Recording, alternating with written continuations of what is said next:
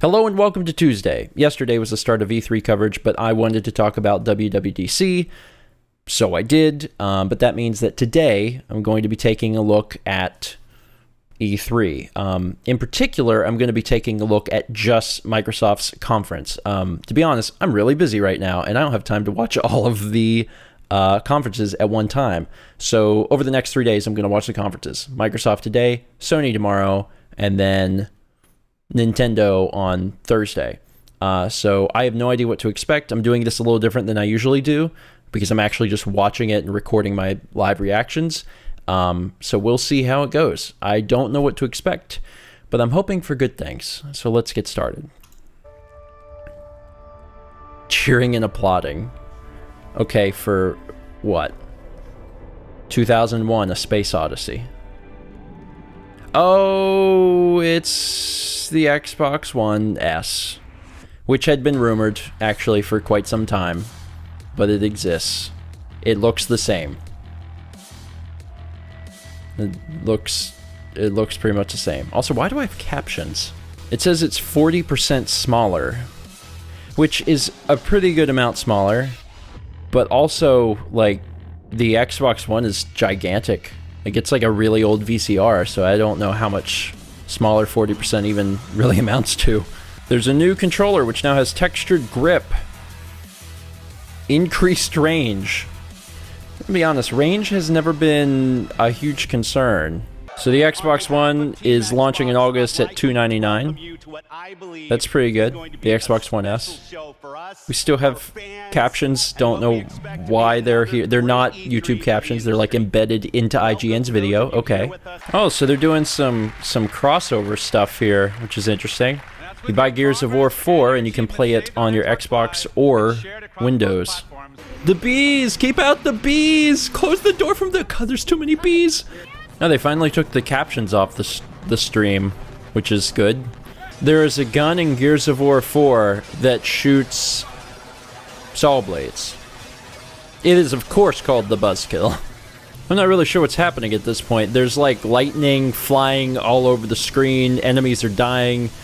I mean, the game looks good. I mean, it legitimately does. I know a lot of my viewers, at least over on Steven Plays, don't seem to be particularly interested in Gears of War, but we played through the first one, and it was fun. Oh man, Killer Instinct is a thing. I forgot.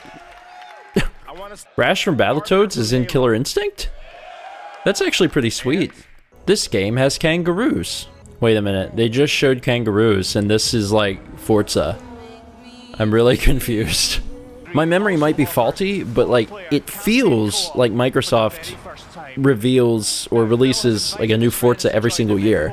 Maybe they do. Maybe it's an annual release at this point, but that's certainly what it feels like. And like I don't dislike racing games. They've just never been my thing. Forza looks pretty. It seems weird because I feel like they are releasing one every single year now. Maybe they are. They're showing off this game that seems to be all about robots, some third-person game. The big guy, Duncan, just reminds me of Dog from Half-Life 2. I'm sure that was probably some level of inspiration, but that's the first thing that came to mind. I was like, oh, it's Dog. That was just a little trailer for Recore, and now we're talking Final Fantasy 15. I'm gonna be honest, the most recent Final Fantasy game I played was 10, but I remember seeing maybe a trailer last year for Final Fantasy 15, and it looks pretty freaking cool. Like it all was like very modern. They were like in a car, and I remember thinking it was really cool. So the Shadow of the Colossus feels are huge because of, you know, being tiny and fighting this giant mammoth of a guy. It's cool. It takes me back. I'm gonna be honest, this entire thing seems really cool, but I also can't tell what the crap is going on. Like, I'm trying to make heads or tails of exactly what's happening, and I still am not 100% sure. Maybe it's because he spent most of the time just, like, running into the guy. I don't know. You froze the arm. QuickTime event. Press B to chop off the arm.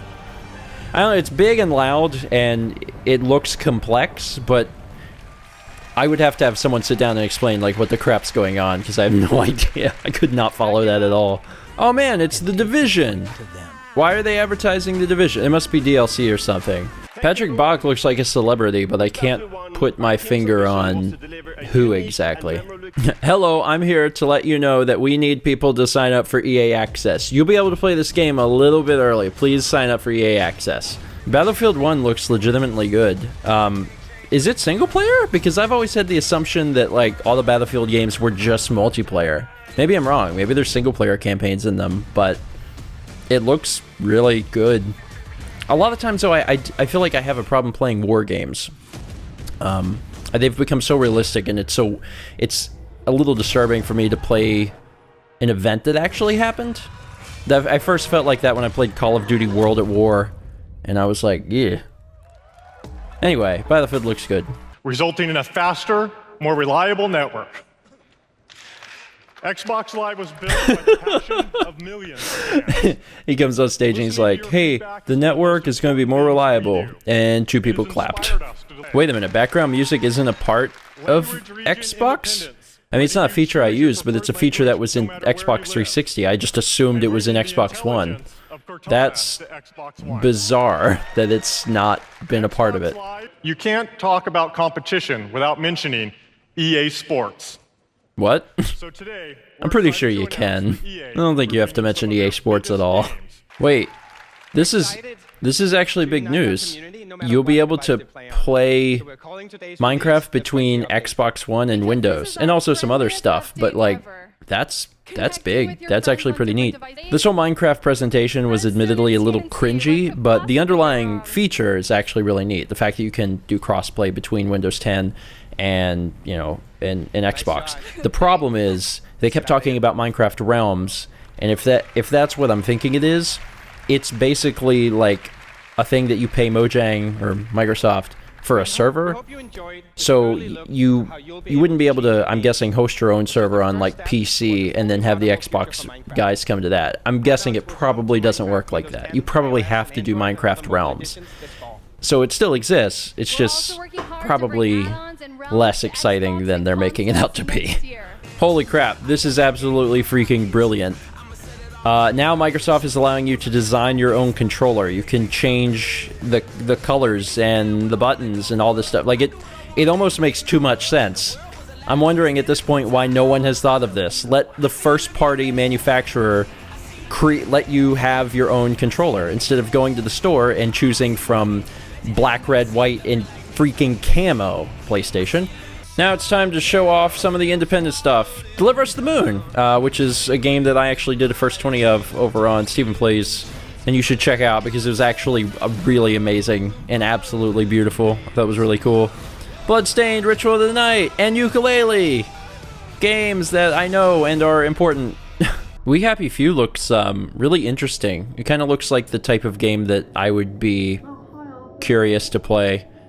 It's like a game where everyone is on drugs and like needs to stay on drugs.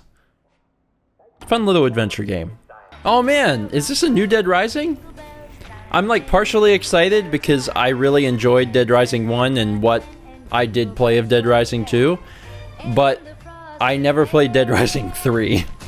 So I'm excited that they're continuing the series, but I've never actually played Dead Rising 3. This woman very awkwardly holds her fingers together. Like, she's been on stage now for like 2 minutes and she holds her hands like this. I don't know why it sticks out so much to me, but it's like really, really sticking out to me. 'Tis the season for giant boss fights, I suppose. Now we're looking at Scalebound, which is a cooperative game where dragons are real and they're on your side and they help you defeat, I guess, what appears to be colossal crab spiders or something. The game looks pretty neat, and people are big fans of riding dragons.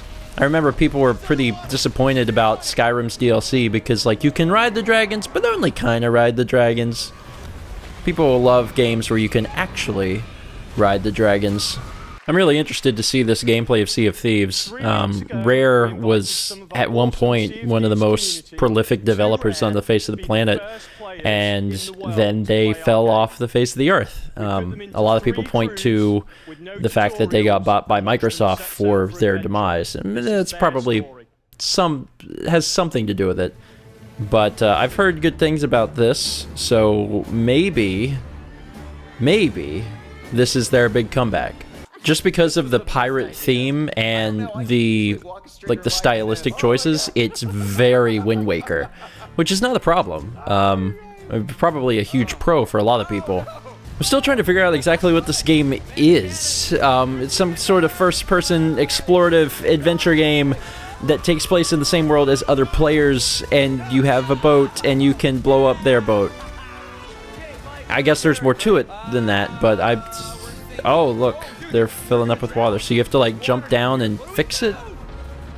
Once again, it looks interesting, but also very, like, a very small idea. I mean, you can't judge a game based on a single gameplay video, but I'm just concerned about how this would be expanded to a full-length game, I suppose. State of Decay 2. Mao and I played State of Decay 1, a demo Friday or something a long time ago, and it was actually really neat, but my one request was that it should be co-op. And based on the fact that the trailer for State of Decay 2 said no one survives alone, it seems like it would be. Which is cool, because State of Decay 1 was actually pretty fun.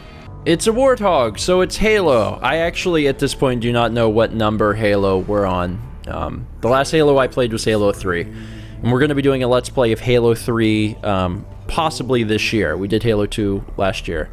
I enjoy the Halo games, but I'm way behind on them. Is this Halo 6 or 5? It's one of those, I think. Oh wait, as we zoom out, I realize it's probably Halo Wars. It is Halo Wars, okay. Oh, yeah, that made sense, because I kept looking for Master Chief, and I never saw Master Chief. But when it zoomed out to the third person, I was like, oh, Halo Wars, and it was Halo Wars. So now they're officially announcing the Xbox One S, which there was an ad for at the very beginning. 4K gaming and high-fidelity VR. Wait, why are we talking about 4K gaming? It looks like they're announcing yet another Xbox. Like, they're announcing, like, a new console, which seems weird to do. Is it time for a new Xbox? Maybe it's time for a new Xbox. I don't even remember when the Xbox One came out. Todd Howard just said that they're moving Fallout 4 to VR.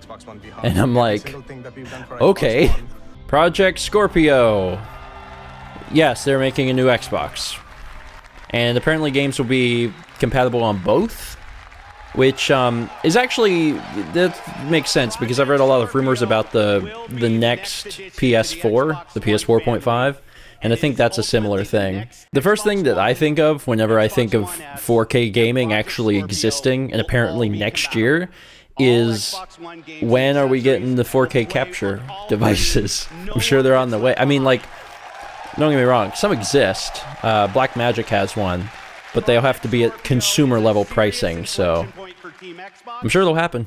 Okay, IGN wants to talk. I want to listen to them. Apparently that was the conference. They ended it off with, you know, kind of a quick, I don't know, reel of games that were coming. I couldn't help but notice Crackdown, which is bizarre to me, but yeah, I guess there's... How many Crackdown games are there? I don't know. I only ever played the first one. So, initial thoughts from the Microsoft conference. Nothing that was really, like, mind-blowing to me.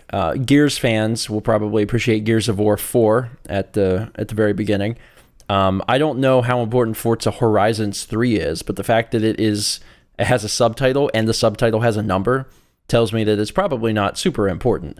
Otherwise, I don't know. There was a few things in there that were interesting, but nothing, like, completely mind-blowing. In fact, the biggest thing was probably the announcement of Project Scorpio.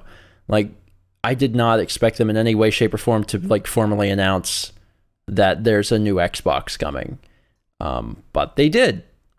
And it's interesting that the games will be, you know, compatible with each other. So you'll be able to buy one and play on the other. I guess it'll just be a lot of, like, downsampling. Like, if you buy an Xbox Scorpio Xbox 2 game, I guess you could play it on Xbox One, but it'll just, like, go and just bring it down. I don't know. I have no idea how it's going to work.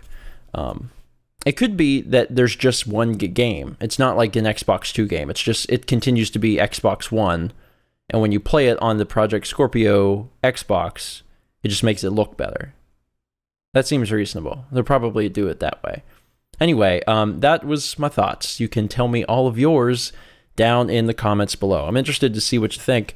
To be honest, if I'm realistic, the conference I'm most excited for is probably Sony's. I mean, I hate to put Microsoft down, but I'm probably more excited for Sony's and to some extent Nintendo's than Microsoft's. I just feel like, I don't know, it wasn't particularly bad. There was just nothing that really stood out to me that I thought was great, I guess is the easiest way to put that. But anyway, that's it for today. I only have time to go over one conference a day, but that's fine because I'm not really doing anything for the next 3 days anyway, except working. So that's it for today. Thanks for watching. Tomorrow, I will watch the Sony conference and go over that with you guys then. Thanks for watching. And as always, let's meet back tomorrow, shall we?